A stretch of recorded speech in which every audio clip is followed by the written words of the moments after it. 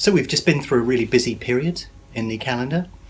We've had Euro 2016, we've had Wimbledon, and lots of interesting racing, loads of things going on. And then we went through that little quiet period last week where there wasn't a great deal going on. Markets were quite quiet and there wasn't a great deal of opportunity. But we're about to go into the next big opportunity, which is Goodwood. And that's what I'm going to talk about in this video. Please like or dislike the video or leave a comment below. That will allow me to produce better videos and more of them in the future. So Goodwood is a race meeting that's worth your attention. It's an interesting race meeting. It's quite varied, but it's also fundamentally a bit different from some of the other race meetings that you've probably seen as well. It's not as big as Cheltenham, it's not as big as Ascot, and there's a mixture of different races that go on across the card.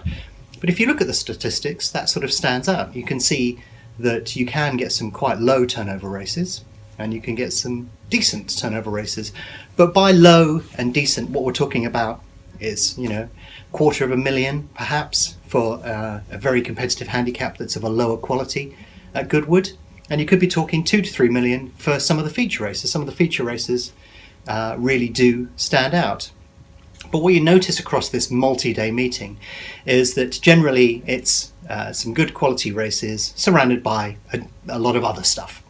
So I went back and looked at the records from last year, from 2015, and the average turnover across the entire meeting was about $500,000, which seems quite low really in the scheme of things.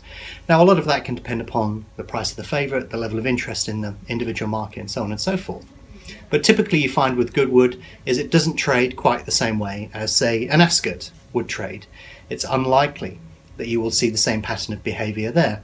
So you've got two choices really, and that looked like four for a second. You've got two choices. You can focus on some of the sort of lower quality stuff that's likely to bring up some more movement and momentum in the market, or you could just focus on the higher quality stuff where the markets are likely to be a little bit more stable. But they won't behave like a Cheltenham, they won't behave like an Ascot. There will be a fair amount of movement that you see in the market. One of the things that you could do is trade both of them, but what you need to do is be aware that you're going to have to switch modes during the card. So somebody like me, that's quite easy because it's easy to understand how the market's behaving and how you're going to react to that. But if it's the first time that you've traded this meeting, you may find that feels a little bit unusual.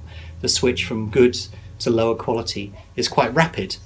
But you do have many days to get used to that. So this is one of those meetings where you can trade it over multiple days and get used to the feel of doing that.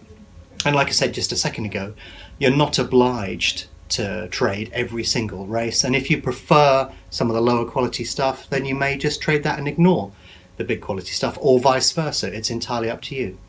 I'll be having a go at both. Traditionally, Goodwood has always been a good meeting for me.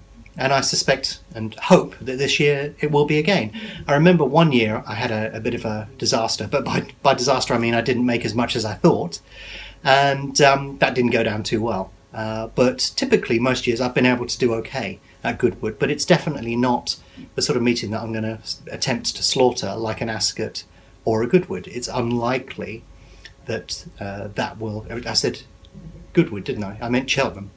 So it's unlikely I'll slaughter it or attempt to slaughter it like Ascot or Cheltenham. It's more likely that there'll be a flow of activity and behaviour that I'll tend to exploit over the course of the number of days. But it's definitely a big opportunity for you, and one that you should look forward to, embrace and see what you can do with it. The other thing to note is that Galway will be going on at the same time as well. And typically, even if you don't trade Irish racing, the Galway festival is a multi-day festival in the same week. So this is why I've targeted this specific week at the end of July in order to get a decent result, simply because of these two meetings on the card that present themselves in a good time of the year, in relative succession to each other, and generally should produce above average results over the course of the next week.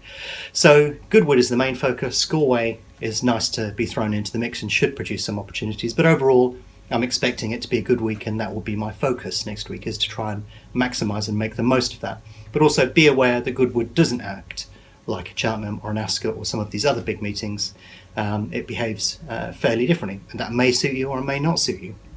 But typically, if you're used to a lot of the day-to-day stuff that happens, Goodwood is more likely to be that, with a few features thrown in.